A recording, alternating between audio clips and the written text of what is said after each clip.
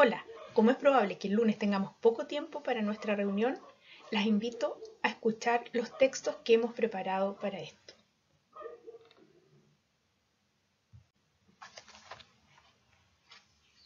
El primer tema trata del cambio de la imagen de Dios. Basándose en el Evangelio de la curación del siervo del centurión en Cafarnaúm, el padre Kentenich habla en una homilía sobre el cambio de la imagen de Dios. Para él, parte de la imagen de Dios de la Biblia y de la teología son naturalmente los rasgos del Señor absoluto sobre la vida y la muerte, del Señor libre y soberano. No obstante, Dios es a la vez Padre bondadoso y misericordioso. Resulta interesante apreciar cómo el padre Kentenich detecta estos rasgos de la imagen de Dios en el relato del evangelista. Tales rasgos han de mantenerse en nuestra vida de fe y de oración. Sin embargo, los acentos pueden desplazarse. También en la larga historia del cristianismo, el padre Kentenich observa un cambio de la imagen de Dios.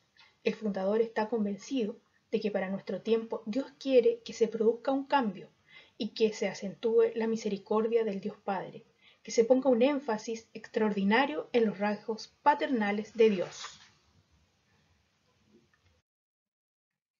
En realidad, hoy no queremos tratar nada nuevo, sino más bien aprovechar la oportunidad para detenernos un poco en las verdades conocidas, hasta que ellas calen hondamente en nuestro corazón y fecunden nuestra vida cotidiana. En cuanto a la imagen de Dios, mantengamos firmemente estas tres comprobaciones. Primera comprobación: Dios, tal como lo presenta la Sagrada Escritura, tal como nos devela la fe, Dios, nuestro interlocutor, tiene fundamentalmente tres rasgos. Los conocemos. Ante todo es Señor absoluto, Señor libre y soberano, pero también es el Padre infinitamente misericordioso. Esos son los mismos rasgos que hoy vuelve a presentarnos el Evangelio. ¿Cómo se nos manifiesta aquí Jesús? ¿Cómo el Señor absoluto sobre las leyes de la naturaleza que están sometidas a Él? El Señor soberano determina libremente a quién beneficiar con su señorío sobre las leyes de la naturaleza, en este caso, sobre la enfermedad. Sí, Él decide.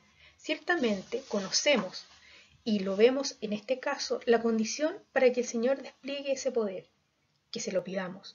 Pero también sabemos que ese ruego, esa súplica en la oración, la petición de la criatura, no tiene el fin y sentido de persuadir a Dios, más bien cumple la condición para que Dios haga uso de su libertad soberana.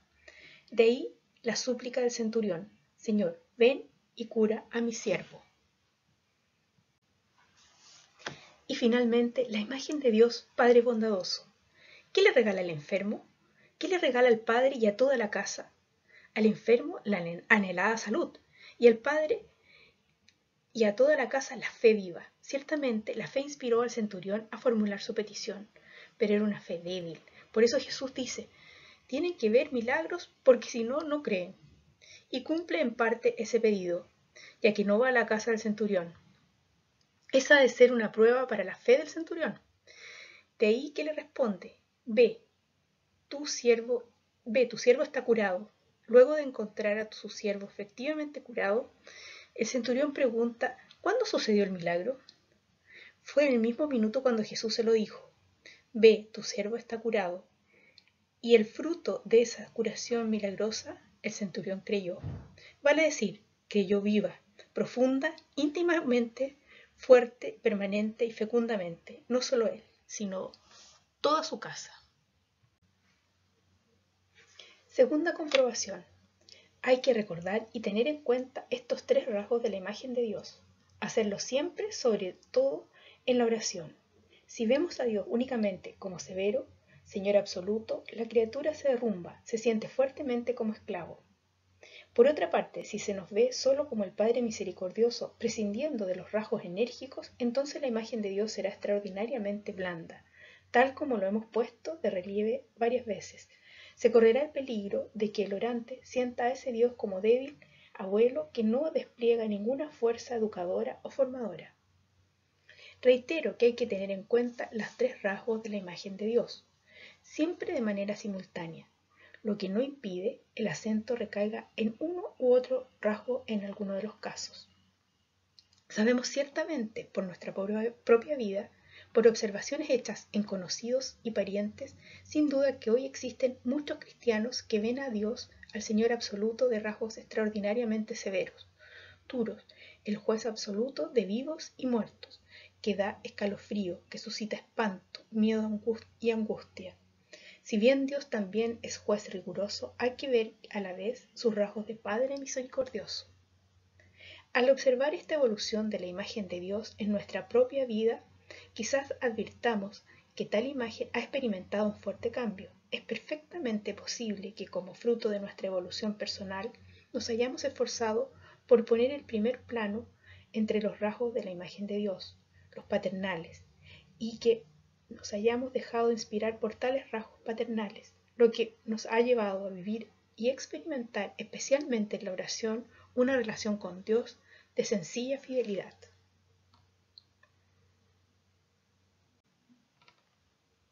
Una relación con Dios de sencilla filialidad. Ese cambio no solo se constata cuando pensamos en nuestra vida personal. En efecto, al repasar la historia de la espiritualidad de la Iglesia, se distinguen permanentemente dos corrientes. Cada una de ellas está representada por una personalidad influyente. Por un lado, Tertuliano, teólogo y abogado, ejerció gran influencia sobre el pensamiento cristiano de la época. Para él, Dios era ante todo el Señor absoluto, extraordinariamente severo y juez riguroso. Y la actitud fundamental en el culto, sobre todo en la oración, era la del esclavo. Enseñaba que la gloria más grande de Dios consistía en que la criatura se estremecía de temor ante su presencia.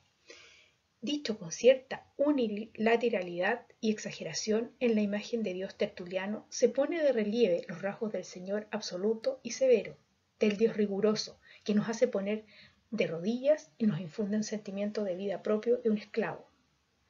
De esa misma época tenemos otro teólogo, posiblemente se aluda a Clemente de Alejandría. Para este, Dios es ciertamente el Dios grande y poderoso, pero lo más importante en su historia en su vida es la bondad. Dios es por antonomasia el bondadoso y misericordioso.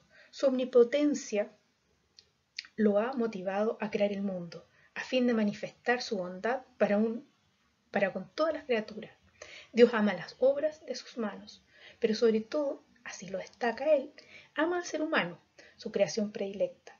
Los ama como padre ama a sus hijos, y tal como padre y madre contemplan con benevolencia a los hijos que de sus entrañas, así también lo hace el eterno Dios Padre.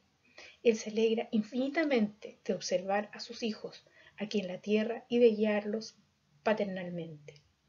Queridos oyentes, se trata entonces de dos actitudes de Dios que hasta nuestros días se han documentado como claras corrientes en el seno de la Iglesia.